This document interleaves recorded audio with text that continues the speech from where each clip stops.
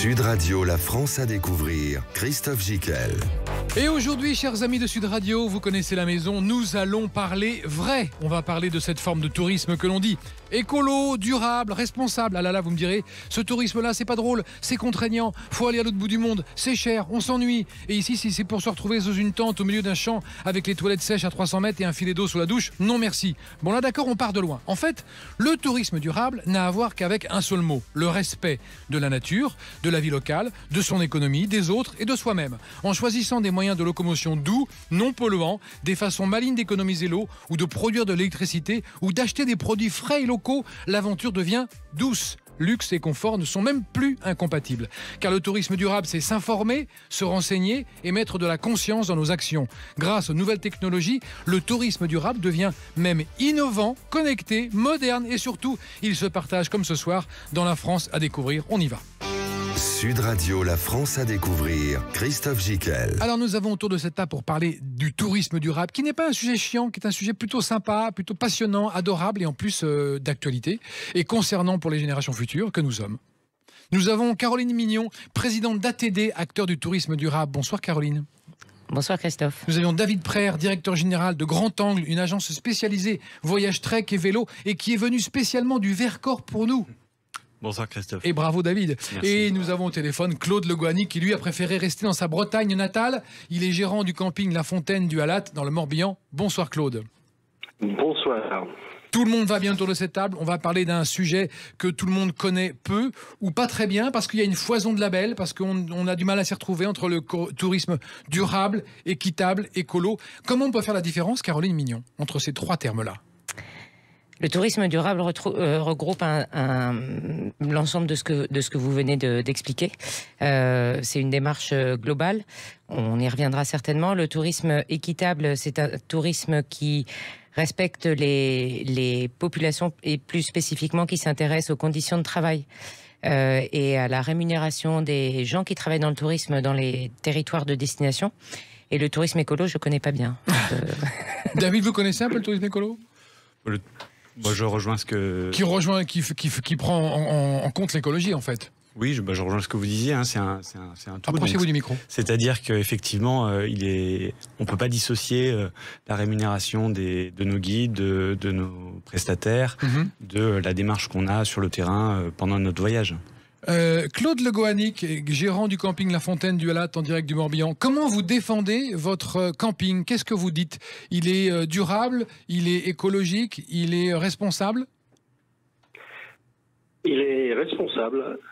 Responsable, chez nous, c'est la responsabilité et le respect. Le respect des individus, le respect de la nature, le respect de l'environnement, tout simplement. D'accord. On va présenter un petit peu rapidement votre camping. Sur 3 hectares, il y a 120 places. Vous avez commencé il y a combien ? 30 ans ? C'était la 30e saison, effectivement, cette année. D'accord. Donc nous avons commencé avec 25 emplacements pour être aujourd'hui à 120. Oui. Et ce que je trouve formidable chez vous, Claude, c'est que vous impliquez les campeurs. Tous les jours, vous leur dites combien ils ont dépensé d'électricité et combien d'eau. Et tous les jours, les gens se disent, il y a un bulletin qui est affiché. Et ils se disent, tiens, au début, ils se disent, bon, bah, pourquoi il fait ça ? Puis après, ils se disent, on fera mieux demain. C'est rigolo, non ? Exactement. Et ce qui est intéressant, c'est qu'ils prennent part, ça devient un jeu, en fait. Et le jour où j'oublie de l'afficher, je vais me faire tirer les oreilles parce qu'ils ne savent pas ce qu'ils ont consommé la journée précédente. Et même certains sont très avancés chez eux et viennent avec des solutions. Claude, tu pourrais faire ça. Et ça, je trouve que c'est très, très important et très motivant, je dirais, pour continuer. Oui, parce que vous allez nous donner des chiffres qui sont impressionnants sur la quantité d'eau que vous arrivez à économiser, l'électricité que vous arrivez à produire, l'eau que vous arrivez à recycler, c'est extraordinaire. Vous avez d'abord un label qui s'appelle le Green Globe, et vous m'avez dit, hors antenne, et j'ai vérifié, c'est vrai, que vous êtes le seul camping au monde de l'univers connu à avoir ce Green Globe. C'est vrai ? C'est tout à fait vrai et j'en suis fier. J'ai seulement osé, j'irai aller caresser ce label. Dommage que ça coûte un peu d'argent. Oui, bien sûr. Mais c'est intéressant parce que c'est un outil qui permet d'aller plus loin au travers des 400 critères qui sont balayés lors de l'audit. Ça permet de voir qu'il y a des critères qui ne sont pas complètement aboutis. Donc ça nous chatouille d'aller un petit peu plus loin.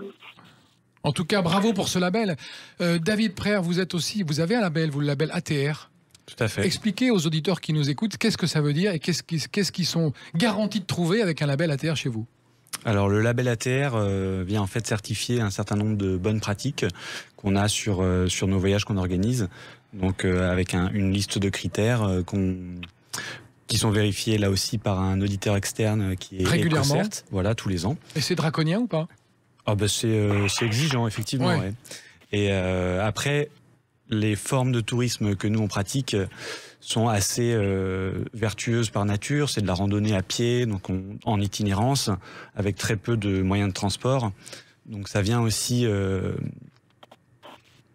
compléter l'offre. Voilà, enfin ça vient étayer ce que nous on propose par nature. Donnez-nous un exemple de ce que le label vous demande, qui est contraignant pour vous ou qui fait la différence, par exemple.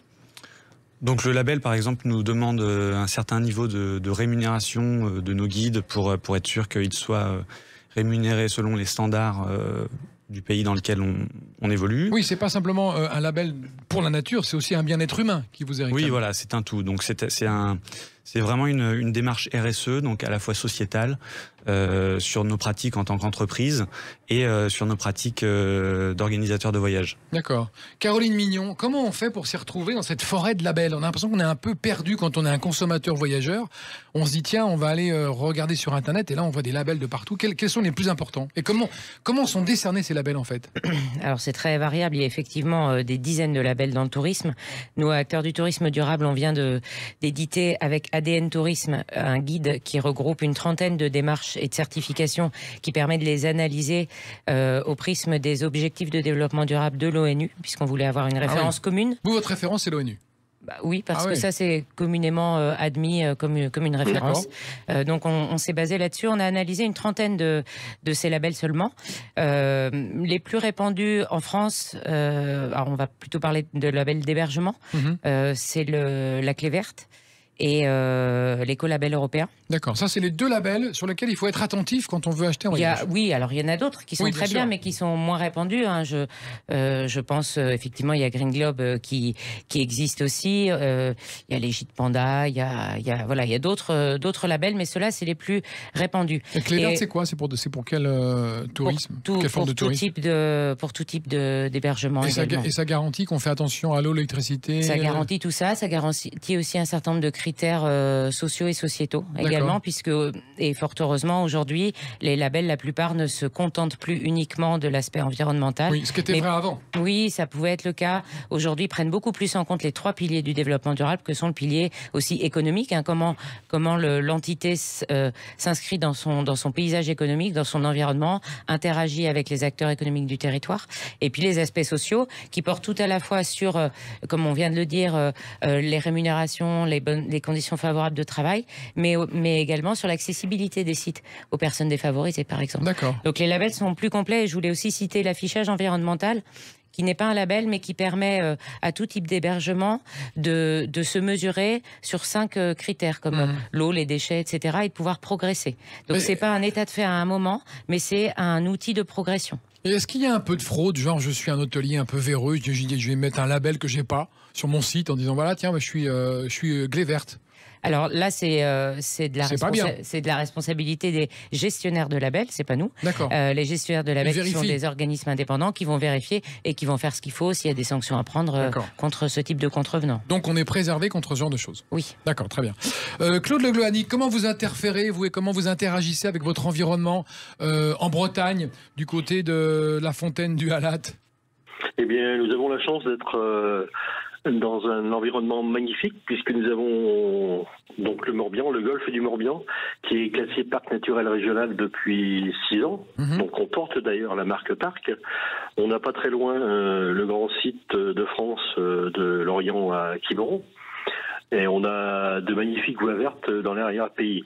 Donc quand on a une activité touristique, pour nous, à la fontaine du Halat, c'est de respecter cet environnement et de le faire respecter aux gens qui viennent chez nous.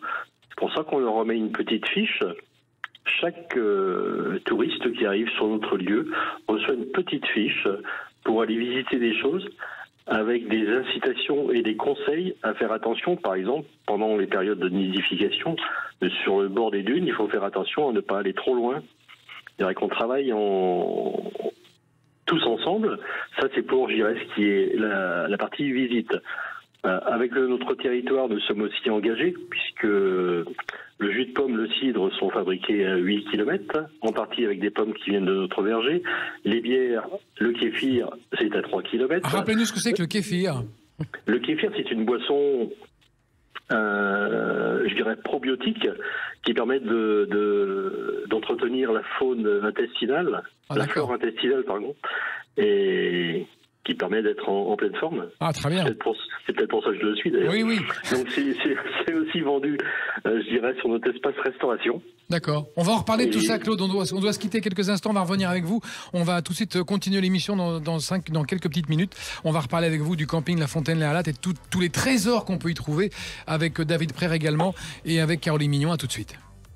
Sud Radio, la France à découvrir, Christophe Gicquel. Et dans la France à découvrir, ce soir, nous parlons tourisme durable et responsable avec Caroline Mignon, présidente d'ATD, acteur du tourisme durable.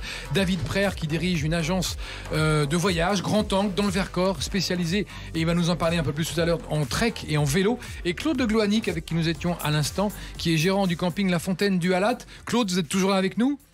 Oui, tout à fait. Il fait évidemment très beau en Bretagne. Vous avez un site qui est remarquablement arboré, avec des chênes têtards, comme on dit, et d'autres essences. Combien de temps vous avez mis pour mettre en place tout ce que vous avez mis ? Alors, ça s'est construit petit à petit. Je vous l'ai dit tout à l'heure, ça fait 30 ans qu'on a commencé ce camping. La première partie a été plantée en 95 et la seconde partie a été plantée en 2009-2010. Et aujourd'hui, ça permet d'avoir de l'ombre. Et une année comme 2022... vous avez apprécié ? Tout le monde a apprécié.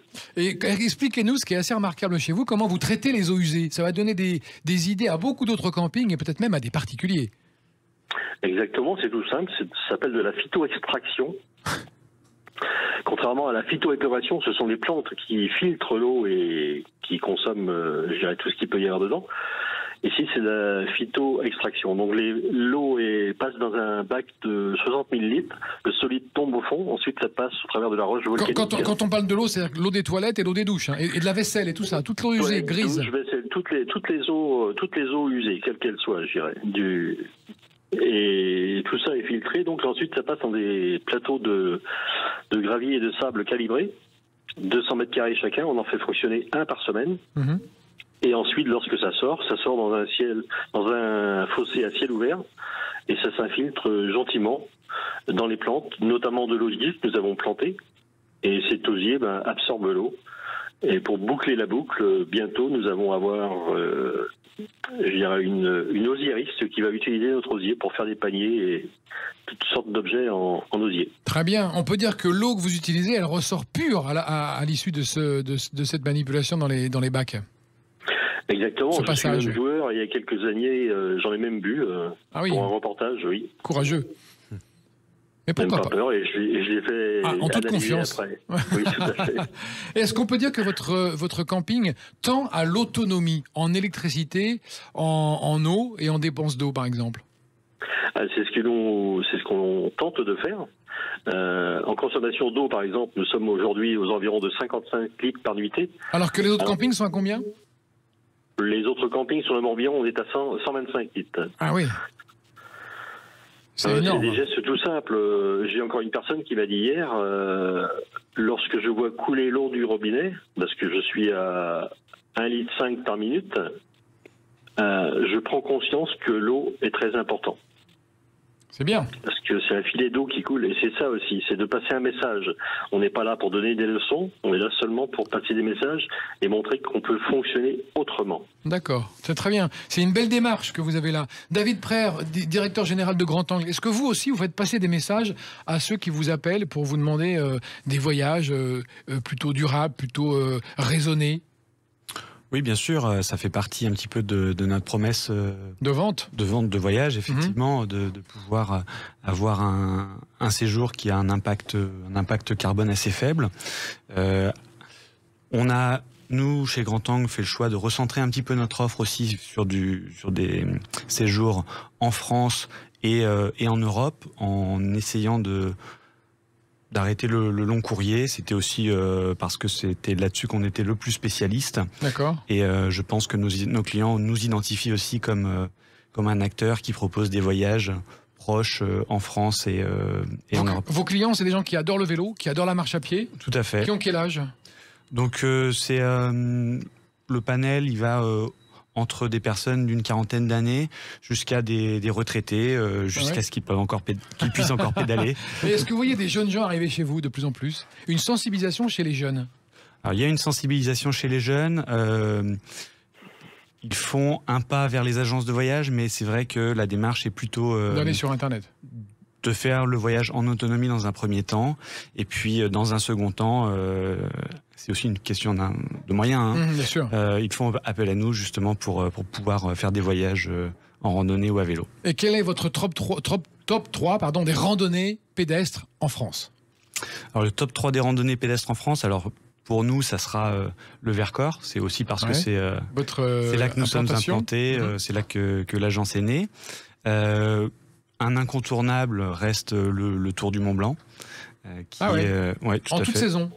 Non, pas en toute saison. Hein, c'est vraiment en été, mais on a quand même une forte saisonnalité. D'accord. Et donc, c'est vrai que la plupart de nos séjours se déroulent pendant la saison estivale, un petit peu au printemps et à l'automne également. Et puis, donc Vercors-Mont-Blanc? Vercors-Mont-Blanc, et puis ensuite vous avez les Pyrénées par exemple. Bon, si je dois en citer un peu plus que 3, la Bretagne aussi qui est très populaire. Allez, un cinquième. Ouais.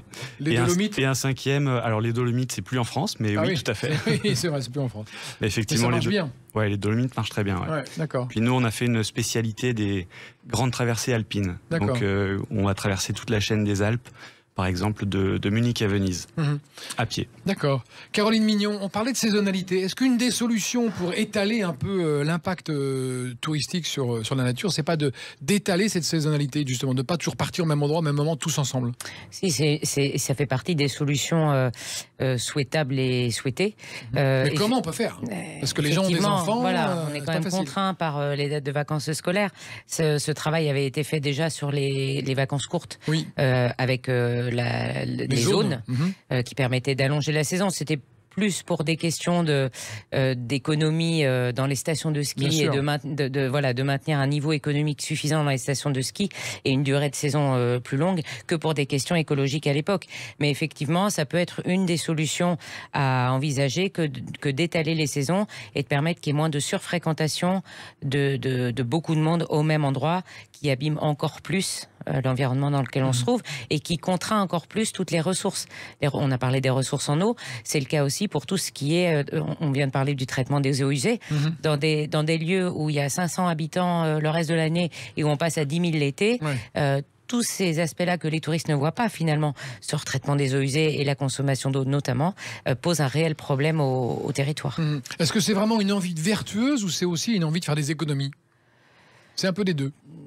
Oui, c'est un peu des deux. Je ne sais pas si on ferait vraiment des économies en étalant les saisons. Ça permettrait par contre, on parlait des aspects sociaux, étaler les saisons le plus possible, c'est aussi pérenniser des emplois. Ça veut dire que ça fait des emplois, des saisons moins courtes ou plus longues, voire des emplois à temps plein ou au moins sur toute l'année. Et ça permet de pérenniser des emplois, donc de pérenniser des gens dans des territoires et que ce ne soit pas des territoires morts en basse saison. Et est-ce que vous voyez les acteurs du tourisme, les offices du tourisme, prendre en considération cette protection de l'environnement depuis quelques années et ils s'organisent vraiment pour ça? Oui. Alors pas depuis quelques années, plus récemment. Ah bon? Je dirais depuis une grosse année, il y a une vraie grosse prise en compte. Après Covid? Oui. D'accord. Il y a une vraie grosse prise en compte de la part des offices de tourisme et des agences départementales et régionales du tourisme, puisqu'on a tous les niveaux en France, qui ont intégré systématiquement, je dirais, dans toutes les stratégies touristiques aujourd'hui, à tous les niveaux que ce soit, le tourisme durable est une priorité. L'accompagnement des acteurs dans leur transition est une priorité. Donc je pense qu'aujourd'hui, on n'a plus besoin de convaincre. Et nous, c'est ce qu'on voit, acteurs du tourisme durable. On n'a plus besoin de convaincre les acteurs du tourisme. Globalement, ils savent qu'il faut... Ils sont déjà convaincus. Ils sont convaincus, ou alors ils ont compris qu'il faut anticiper des réglementations. D'accord. Voilà, donc d'une manière ou d'une autre, ils intègrent ces questions-là et ils cherchent à, et ça c'est le gros sujet du moment, comment on adapte notre offre, comment on adapte les activités à ces évolutions du climat. Et est-ce qu'il y a des aides pour cette transition? Oui, il y a plusieurs dispositifs qui existent, tant au niveau national grâce à des fonds de l'ADEME, l'Agence de la transition énergétique, et aussi au niveau gouvernemental un peu, et il y a aussi des aides dans les régions et des départements. D'accord. Donc selon les territoires, on peut trouver des aides, que ce soit pour la sobriété énergétique notamment, puisque ça va être le gros sujet de l'hiver à venir. Absolument. Claude de Gloanic, est-ce qu'on vous a aidé, vous, pour votre projet, pour devenir un peu plus vertueux? Oui, en 2008, lorsque nous avons fait le projet avec l'installation de panneaux solaires thermiques pour faire l'eau chaude, on a eu une aide ADEME et région. Qui se montait à l'époque 20% plus 20%. Donc c'était quand même intéressant sur une enveloppe de 40 000 euros. Et aujourd'hui, nous sommes sur un projet de plus grande ampleur. Nous construisons un bâtiment qui va faire de près de 300 mètres carrés au sol, que l'on veut passif, qui sera couvert de photovoltaïque et qui s'adressera, je dirais, pour faire les activités yoga, massage et compagnie.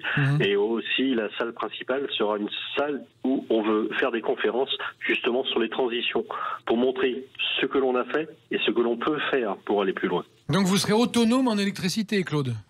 En électricité, nous sommes plus qu'autonomes parce qu'aujourd'hui, on produit, à ce jour, on produit 3 fois les besoins du camping. Vous revendez? Et on revend tout et on achète à un producteur d'énergie propre. Et lorsqu'on aura mis les 350 mètres carrés en plus, on produira à peu près 10 fois les besoins du camping. D'accord. On va continuer l'émission, Claude, avec tous ces exemples qui sont formidables sur la vertu et la protection de l'environnement, le tourisme durable. Nous donnerons la parole encore à Caroline Mignon, David Praire et Claude Le Gloanic qui est là avec nous au téléphone et qui est en direct de Bretagne où il fait un temps évidemment sublime. À tout de suite. Sud Radio, la France à découvrir. Christophe Gicquel. La France à découvrir consacrée au tourisme durable et responsable et écologique aussi. On en parle évidemment. On ne peut pas ne pas parler d'écologie. Avec Claude de Gloanic, gérant du camping La Fontaine du Halat dans le Morbihan. David Praire qui est avec nous, directeur général de Grand Angle, agence spécialisée voyage trek et vélo. Et Caroline Mignon, présidente d'ATD, acteur du tourisme durable. David Praire, on a parlé de marche à pied, on a parlé de trek. Si on parlait de vélo, qui est quand même la grande folie en ce moment, est-ce que tout le monde se précipite sur les vélos chez vous, dans le Vercors? Alors, dans le Vercors et pas que dans le Vercors. Pas seulement. C'est vrai que la France a quand même rattrapé un petit peu son retard en termes d'infrastructures. Car nous l'étions. Car nous étions un petit peu en retard sur nos voisins allemands, notamment, et autrichiens, qui avaient très tôt en fait aménagé les rives du Danube, par exemple. Mais c'est vrai que la France a fait beaucoup d'efforts pour justement créer des nouveaux itinéraires à vélo. On a commencé avec la Vélodyssée. On a aussi la Loire à vélo. La Loire à vélo, bien entendu. Grand classique. C'est le plus connu, celui-là? Oui, je pense qu'en France, ça reste le plus connu. Ouais. Vous avez la côte atlantique avec la Vélodyssée qui fait partie aussi des plus connus. Et un petit peu moins connu, mais très appréciable, c'est le canal de la Garonne. Ah oui. Également. Vous l'avez fait celui-là, non? Tout à fait. Ah, bah racontez-nous alors. C'est dur? C'est combien de jours? C'est une semaine. Une semaine en vélo? Une semaine en vélo. Alors, il faut savoir que c'est quand même assez plat. Donc, c'est vraiment à la portée de tous. Et nous, on a à peu près 2 vélos sur 3 qui sont loués auprès de Grand Angle, qui sont des vélos électriques. Donc justement pour que le voyage soit une découverte, un plaisir. Et le vélo est en fait un moyen de déplacement plus qu'une fin en soi. Et ça permet de découvrir en fait l'arrière-pays de façon assez douce. Alors typiquement, ça c'est vraiment un exemple concret intéressant. Les gens vous contactent votre agence, ils achètent un séjour d'une semaine à vélo, et ils commencent d'où, ils vont où, et ils font des étapes? Donc voilà, c'est en général le format, c'est une semaine, donc avec des étapes qui sont assez équilibrées pour avoir 60 bornes à peu près, non? Voilà, ça dépend des itinéraires, mais on est entre 30 et 60. D'accord, à peu près. Et nous, Grand Angle, nous occupons du transport de bagages de façon à ce que le voyageur puisse faire son voyage sans bagage. Sans bagage, parce que c'est vrai que ça peut être contraignant. Ils ont des petites sacoches, mais pour le pique-nique, pour la veste de pluie éventuellement. Sauf si on est en Bretagne, il fait toujours beau. Bah oui, bien sûr. Ah, ça chambre, hein, Claude, ça chambre. Et voilà, ça permet de découvrir aussi le patrimoine culturel qu'il y a sur l'itinéraire. Donc entre Bordeaux et Toulouse, vous avez l'abbaye de Moissac, par exemple. Ah, génial. On peut s'arrêter. On peut s'arrêter, faire les visites. Vous dormez dans des petits hébergements. Alors on essaye de choisir autant que possible des petits hébergements de charme qui ont un nombre de chambres assez limité. Et qui sont. Vous êtes attentif à leur label aussi ou pas? Oui, tout à fait. Ça fait partie du package. Du cahier des charges quand on cherche des partenaires pour organiser le voyage.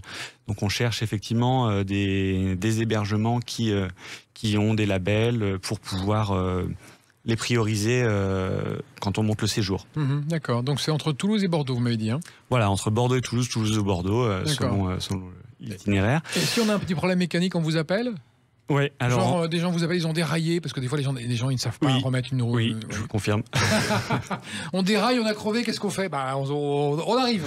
Voilà, c'est ça. Alors on travaille aussi avec des partenaires sur place. Donc par exemple un loueur de vélo qui est notre partenaire vélo et on fournit aux voyageurs une assistance 24/24, 7 jours sur 7. Téléphone d'urgence pour un pépin et ensuite selon le problème on essaye de trouver la solution la plus adaptée pour la personne. Donc s'il est au milieu de nulle part, éventuellement on peut aller jusqu'à le chercher. S'il est à côté d'un réparateur de vélo, on va le diriger vers un réparateur de vélo pour qu'il puisse continuer son voyage. Et il nous est arrivé également d'avoir des vélos qui peuvent casser, ça peut arriver. Et dans ces cas-là, on vient remplacer le vélo. D'accord, carrément. Et est-ce que les gens sont angoissés par cette promenade en vélo en se disant oh là ça va être long, ça va être pénible, on va avoir mal Oui, alors c'est vrai qu'il y a notamment parce que ça, le vélo, c'est quelque chose quand même de sportif quand même. C'est des vacances sportives quand même. Alors c'est perçu comme sportif, mais finalement les personnes qui hésitent, on les oriente vers des vélos électriques et l'essayer, c'est en général l'adopter. Ouais, tout à fait, parce que ça permet vraiment de faire l'itinéraire sans effort. C'est pas non plus une moto, il faut pédaler. Bien sûr. Néanmoins, ça permet vraiment à tout à chacun de pouvoir faire le séjour. Ce qu'on appelait en début d'émission l'aventure douce, la mobilité douce. C'est ça. Est-ce qu'on rencontre beaucoup de voitures? Parce que est-ce qu'il y a vraiment on est vraiment protégé tout du long? Oui, tout à fait. Sur la plupart des itinéraires justement en France qui ont été développés, l'idée c'était soit de réaménager des anciennes voies de chemin de fer pour les aménager en voies vertes, en pistes cyclables sans voiture. Ça c'est vraiment ce qui est plébiscité par nos voyageurs. Justement pour ce côté un petit peu tranquille et on n'a pas forcément envie d'être frôlé par les voitures.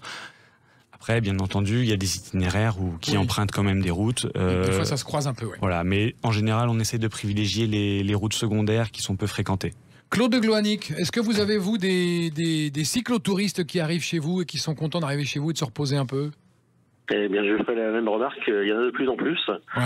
Donc ils arrivent avec leur petite toile de tente ou avec nos cabanes. On a des cabanes qui se louent à la nuitée. Donc ils en profitent. Et là, pour aller plus loin, donc le camping est classé accueil vélo. Et on va refaire... Ça c'est un label aussi? C'est un label. Caroline Mignon confirme. C'est la chef des labels. C'est ça. Et on va refaire un local cette année pour accueillir les vélos où il y aura une place pour une dizaine de vélos, avec des prises pour les recharger et avec des outils pour faire les réparations primaires, je dirais, resserrer des rayons, refaire une crevaison, mettre un coup de pompe, tout ça, ce sera sur un vélo, sur un local sécurisé. Mais Claude, vous cochez toutes les cases de la vertu et de la responsabilité, vous. Au niveau de la restauration, est-ce que vous faites travailler des gens autour de vous, uniquement autour de vous? Uniquement autour de nous, tout à fait. De quoi? Même pour la viande, même pour les légumes, les fruits, tout à fait. Les huîtres? Les huîtres également. Les huîtres, c'est à 4 km du site. Vous pouvez aller manger au bord de l'eau ou bien aller acheter 2 ou 3 douzaines si vous voulez vous régaler. La farine de blé noir ou de froment est produite à 30 km chez un agriculteur meunier. Donc je parlais du cidre tout à l'heure, du jus de pomme, etc. Est-ce qu'il y a un potager chez vous? Il y a aussi un potager dans le camping, à disposition des campeurs. En plus, gratuitement? Oui, gratuitement. Là, il y a encore des tomates, là, il y a encore quelques petites courgettes. Mais non. Il y a encore des tomates maintenant.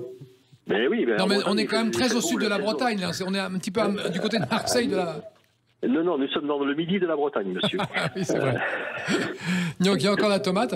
Et évidemment, vous compostez à mort. On composte, effectivement. Lorsqu'on a mis les composts en place, au bout de 2 ans, on a passé de déchets ménagers. On est passé de 3,2 litres à 1 litre par nuitée. D'accord, ouais, très bien. Alors par contre, il y a quelque chose qui est incontournable, c'est arroser le potager. Vous ne pouvez pas faire autrement. Bon, qu'est-ce que vous croyez ? Alors, on n'a pas eu d'eau depuis très longtemps, mais le potager, il est mené en permaculture. Ce sont des couches successives de tonte, de feuilles, de branchages. Et ça se nourrit tout seul et ça reste suffisamment humide.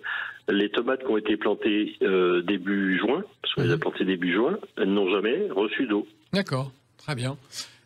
Caroline Mignon, pour les auditeurs qui nous écoutent et qui sont attentifs au label, comment les professionnels du tourisme obtiennent ces labels ? Ils font la demande et ils l'obtiennent ? Non, ils font la demande. D'accord. Et après, il y a une structure... c'est cher, il faut payer externe, oui. Faut payer. Les labels sont payants parce qu'il y a des gens qui travaillent derrière. Bien sûr. Il y a des gens qui viennent, qui assistent pour aider à la préparation, des gens qui viennent évaluer ou auditer. Alors, si on paye et qu'on n'a pas le label, on est remboursé ? Non. Non ? Non, mais après, on peut avoir un certain nombre d'écarts qui sont donnés et avoir un auditeur qui revient une fois qu'on a corrigé les écarts. Et c'est cher un label pour une entreprise C'est très variable, ça dépend de la taille de l'entreprise. Évidemment qu'un grand hôtel de 400 chambres va pas payer la même chose qu'un gîte rural. Donc non, c'est souvent en fonction de la capacité d'accueil ou du chiffre d'affaires. Enfin, ça dépend de l'activité sur laquelle on se situe. Et après, ce que je voulais dire, c'est qu'on parle beaucoup des labels, mais qu'il y a beaucoup de structures et de petites initiatives qui existent qui n'ont pas de label parce que justement ça a un coût et voilà, et les gens n'ont pas forcément le temps ni les moyens d'aller vers les labels. Et je voudrais vraiment souligner le travail qui est fait par les offices de tourisme ou les comités départementaux ou régionaux de tourisme qui cherchent vraiment et qui se donnent les moyens de référencer ces structures-là et de les mettre en avant dans leur site. Même si elles n'ont pas de label, même si elles n'ont pas de label, mais ils vont quand même les voir. Pas d'ostracisme. Voilà, c'est ça. C'est drôlement bien. Est-ce que les petites structures, par contre, elles vont pouvoir communiquer sur les sites internet de toute façon ? Est-ce qu'à terme, elles n'auront pas tout... Le label ne va pas disparaître ? Parce que finalement, elles vont faire leur propre com. Et elles vont dire, nous, chez nous, en venant chez nous, on fait attention à ça. Regardez, on a des photos, on a des films. On a une démarche attentive à l'environnement. Vous voyez que le label, ça va peut-être venir à disparaître un jour. Les deux sont louables, en fait, parce que c'est très bien d'auto-déclarer ce qu'on fait. Les labels, c'est quand même un regard extérieur sur un référentiel commun qui vient se porter sur l'activité. Donc je pense que les deux sont intéressants pour les structures, qu'elles fassent leur propre communication et qu'elles mettent en avant tout ce qu'elles font de bien. Souvent elles n'osent pas le faire, ou alors elles le voient pas, parce que c'est juste, et j'imagine que Claude, c'est un peu le cas, quelqu'un qui vient de l'extérieur, il va lui rappeler ce qu'il fait de bien parce qu'on le voit plus au quotidien. C'est vrai. Fait, ça paraît la norme, en fait. Oui, c'est ça. Donc c'est bien c'est bien de pouvoir avoir des gens qui viennent et puis qui mettent en valeur ce que les uns et les autres font de bien. Mais je pense que les deux sont complémentaires. Oui. Le label et la déclaration de ce qu'on fait. Claude Gloanic, comment réagissent les gens, les clients qui viennent dans votre camping ? Est-ce qu'ils sont à la fin du séjour encore plus sensibilisés qu'ils ne l'étaient, ou est-ce qu'ils sont partie prenante ? Alors, dans 80% des cas, ce sont des gens qui sont sensibilisés. Avant de venir. Oui, tout à fait, parce qu'on communique. Le site internet est un bon exemple. C'est pas un site commercial qu'on pourrait le voir très fréquemment. C'est un site qui explique le lieu, comment il est, comment il fonctionne et pourquoi on le fait. Et on communique aussi sur des revues qui sont en cohérence avec ce que l'on fait sur le terrain. Donc cette population-là, elle est très, très... Ce sont des gens qui sont engagés, presque militants de la défense de la nature et de la durabilité du tourisme. Je n'utiliserai pas le terme militant parce qu'il peut être galvaudé politiquement. Pas de politique au camping. Tout à fait. Mais c'est ça, c'est de partager. Et ce qui est fort, et si je ne partageais pas ce que l'on fait sur le site, ça n'aurait aucun intérêt. Et ce qui me réjouit, c'est de pouvoir partager avec les gens et de discuter. Ça permet de continuer à avancer. Très bien. Parce qu'une petite phrase, un petit mot, ça permet, eh bien oui, tiens, j'ai jamais fait ça, on va le faire. Merci Claude. On se retrouve tout à l'heure dans un instant. On continue l'émission La France à découvrir autour des acteurs du tourisme durable et responsable. À tout de suite. Sud Radio, la France à découvrir, Christophe Gicquel. Et avec Caroline Mignon, présidente d'ATD, acteur du tourisme durable, David Praire, directeur général de Grand Angle, agent spécialisé voyage, trek et vélo, et Claude Le Gloanic, gérant du camping La Fontaine du Halat, nous évoquons toutes ces pistes pour rendre le tourisme encore plus durable et encore plus équitable et encore plus écologique et encore plus doux. Et on va parler un peu de politique, Caroline, parce que vous avez dit hors antenne, moi j'ai envie un peu de parler de tout ce qui va se passer et de tout ce qu'on demande finalement aux politiques pour que ça aille mieux. Est-ce que ça va mieux avec eux? Est-ce qu'ils ont pris conscience? Oui. Oui. J'ai croisé la ministre ce matin. On a pu parler tourisme durable pendant 5 minutes. Qu'est-ce qu'elle a dit, la ministre? Rappelons son nom. Madame Olivier Grégoire, qui est secrétaire d'État au tourisme, oui. et à l'artisanat et aux petites entreprises. Elle semblait tout à fait intéressée par les actions. Ce qui est important, c'est de comprendre que le tourisme, c'est 10% en gros, selon les années, entre 8 et 10% du PIB. Mais c'est un secteur qui est souvent un petit peu oublié dans les plans. Ce que je voudrais souligner, c'est qu'effectivement, ces dernières années, on a eu des plans intéressant, notamment Destination France et le plan tourisme durable qui permet de financer des transitions. Mais il faut aller plus loin. Il faut aller plus loin. Il faut vraiment qu'il y ait une saisie des pouvoirs publics. C'est très très bien ce que font les acteurs de terrain et ils sont tous très remarquables dans leur démarche. Les offices de tourisme relayent bien, mais à un moment il faut aussi des règles au niveau national et une incitation plus forte. Donc ça commence à être le cas, mais effectivement on a une stratégie nationale bas carbone. Comment est-ce que le tourisme s'inscrit dedans? Quels sont les objectifs qui sont donnés au tourisme? Est-ce qu'un jour on va enfin changer les indicateurs de performance touristique? Aujourd'hui, on compte les étrangers qui arrivent en France et la dépense moyenne par jour. C'est tout. C'est tout. On calcule. Qu'est-ce que vous voudriez comme indicateur de plus? S'intéresser à la durée du séjour, séjour plus long, s'intéresser à la répartition géographique des touristes. Justement, est-ce que le tourisme ne peut pas bénéficier à plus de territoires? S'intéresser aux achats responsables, aux achats locaux. Comment est-ce que le tourisme peut être un acteur de l'économie du territoire? Donc je pense qu'il y a plein de nouveaux indicateurs et nous, acteurs du tourisme durable, on a travaillé là-dessus l'année dernière et on va poursuivre ce travail-là, mais pour définir des indicateurs qui permettent de mesurer l'évolution de la durabilité du tourisme pas s'en tenir à des éléments de volume en fait. En fait, c'est collecter les informations que les acteurs ont eux. Oui. Parce que vous, David, vous les avez ces infos. Vous savez combien de jours de temps, quel âge, quelles sont les satisfactions de vos clients, vous les connaissez? Oui, tout à fait. C'est des éléments qu'on mesure tous les jours. Il n'y a que vous qui les connaissez en fait. Après, justement, l'objet de l'association ATR, c'est de pouvoir échanger sur ces sujets entre professionnels. D'accord. Ah oui. Vous échangez les informations au sein de l'association là-dessus. Voilà, dans la mesure du raisonnable et de ce que la compétition nous permet. Du commerce. Voilà, tout à fait. Mais effectivement, ça nous permet de partager des bonnes pratiques et de discuter de la durée du séjour, de problématiques où on va ponctuellement sur un lieu avoir un souci de surtourisme, oui. et comment faire et comment faire pour pouvoir justement essayer d'y remédier. Mais la solution est pas toujours simple. On n'a pas toujours la solution, mais au moins on se pose la question. Est-ce que vous avez partagé l'angoisse des acteurs du tourisme de cette année, qu'il n'y avait pas assez de monde, de saisonniers, plus assez de gens qui s'impliquaient dans le tourisme, ou pas du tout? Oui, tout à fait, parce qu'on l'a ressenti très directement à travers les hébergements qui par exemple, refusaient certaines de nos réservations, tout simplement parce qu'ils n'avaient pas assez d'équipes pour les recevoir. Donc ça, c'est un problème. Il y a un gros défi sur réenchanter les métiers du tourisme et rendre séduisants ces métiers-là. Auprès des jeunes, il y a beaucoup d'initiatives qui sont faites aussi sur des territoires pour faire découvrir aux jeunes ces métiers-là et leur donner envie de les faire. Après, si c'est l'occasion de pouvoir revoir certaines conditions de travail dans des hébergements ou dans la restauration, où c'est quand même des conditions difficiles, ce ne sera pas une mauvaise chose et ça participera aussi du développement durable du tourisme. Si on avait un projet, si les gens avaient un projet autour de nous là, qui nous écoutent sur Sud Radio, de se lancer dans une activité touristique, qu'est-ce que vous leur conseillez de faire? C'est quoi? Qu'est-ce qui marche en ce moment? Le no-tourisme, le gîte, les exemples de camping comme Claude. Est-ce que c'est encore possible d'ouvrir un camping comme Claude aujourd'hui? Difficile. Non, je pense que si la démarche de durabilité est dans l'ADN de la création, je pense que ça peut fonctionner, puisque il y a aussi des dispositifs qui accompagnent ça. Même à la création d'entreprise. Oui, les dispositifs vont accompagner de plus en plus. Alors ils accompagnent le slow tourisme, ils vont de plus en plus accompagner aussi l'écotourisme et l'agritourisme. Donc effectivement, je pense. C'est quoi l'agritourisme? C'est le tourisme sur des exploitations agricoles, et puis de comprendre comment ça fonctionne. du maraîchage, de l'élevage, etc., de partager un peu le quotidien de l'agriculteur. Donc ces formes de tourisme-là vont être accompagnées. Tout ce qui est mobilité est un vrai gros sujet qui va être de plus en plus prégnant, et là qui ne concerne pas que les acteurs du tourisme, mais également tous les transporteurs et les pouvoirs publics. Donc ça c'est important aussi.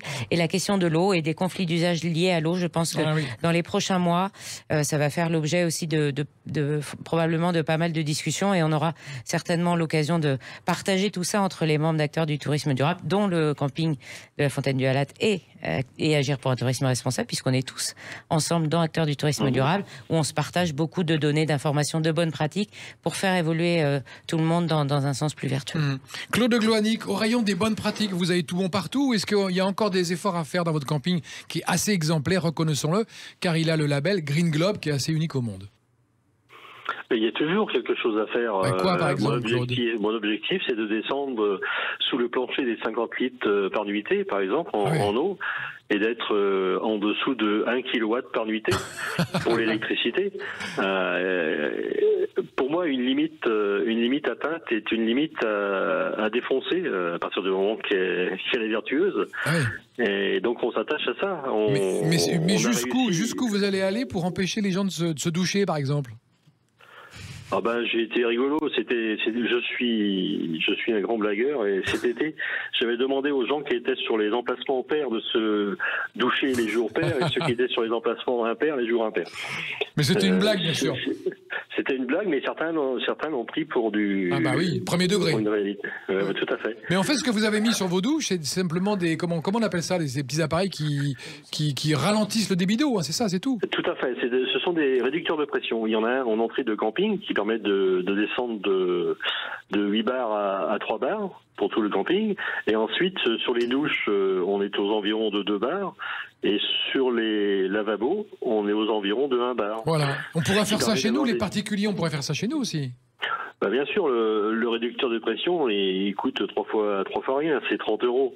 Donc vous prenez une bonne scie, et vous qui êtes bricoleur, vous arrivez à le faire. Moi je vais le faire en bois, le mien. C'est ça, oui. Attention, ça va gonfler. Et un dernier mot sur un exemple, c'est les produits d'entretien. Vous avez dit non aux produits d'entretien qu'on achète sur les grandes surfaces qui sont chimiques, et vous les avez fait vous-même. En fait, on retrouve dans le tourisme durable, on retrouve des pratiques que nos grands-parents avaient. Le compost, le potager, user moins d'eau, et par exemple les produits d'entretien à base de bicarbonate, tout ça, c'est des vieilles recettes qu'on remet au goût du jour, en fait. C'est ça, on n'a rien inventé. On reprend effectivement ce que nos ancêtres faisaient, tout simplement. Je me souviens, gamin, quand il fallait aller chercher l'eau au puits, je peux vous dire que j'avais pas intérêt à jeter le demi-verre d'eau qui restait sur la table quand j'avais fini de manger. Ah non, sinon elle partait vite, celle-là. Ah ben oui, ça, je prenais une cartouche. Oui. David Prère, dans les séjours que vous vendez et qui sont très prisés aussi des publics, le chemin Stevenson, c'est quoi ? Le chemin de Stevenson, c'est un itinéraire qu'a fait Robert Louis Stevenson il y a un petit moment avec son âne, et qui traverse notamment les Cévennes. Qui va d'où à où en gros? C'est 4 jours, 5 jours? Non, c'est un peu plus long. C'est une semaine. C'est une semaine. Avec l'âne ou sans l'âne? Donc nous, on le propose sans l'âne. Sans l'âne. C'est pas facile de gérer les ânes, mais vous avez l'association du chemin de Stevenson qui propose notamment... qui travaille avec un ânier, si vous voulez le faire comme l'auteur. Parce que vous, en tant qu'agence de voyage qui êtes sensible au développement durable, vous êtes prescripteur aussi des acteurs de tourisme et des gens qui travaillent avec vous. C'est vous qui les choisissez. Les hébergements, oui, tout à fait. Ouais. Et ça, vous faites attention. Après, par exemple, typiquement, sur le chemin de Stevenson, la difficulté, c'est que on n'a pas énormément d'hébergement, et que on se débrouille. On fait aussi avec l'offre existante. C'est un petit peu la limite qu'on aura sur le choix qu'on peut faire des hébergements. Parfait. Caroline Mignon, vous nous rappelez votre site internet, car l'émission touche bientôt à sa fin, comme le veut la formule consacrée. Alors vous trouverez beaucoup d'informations dessus, notamment sur les labels, mais pas que. Sur aussi tous les membres dont on a parlé ce soir, les acteurs qui s'engagent. Donc c'est www.tourisme-durable.org. Et vous, David? Votre adresse internet? Alors c'est www.grandangle.fr. Et vous, Claude de Gloanic, comment on retrouve toutes les choses merveilleuses que vous faites au fin fond de la Bretagne, dans le golfe du Morbihan? Alors, www.camping-6morbihan.bzh. Bravo, merci à tous pour cette émission sur le tourisme durable. J'espère qu'on a été un peu plus clair sur la démarche et en tout cas sur l'esprit de la vertu qu'il y a à mettre de la durabilité dans le tourisme. Merci à tous de cette émission. Caroline Mignon, David Praire et Claude Le Gloanic. À bientôt dans La France à découvrir. Salut.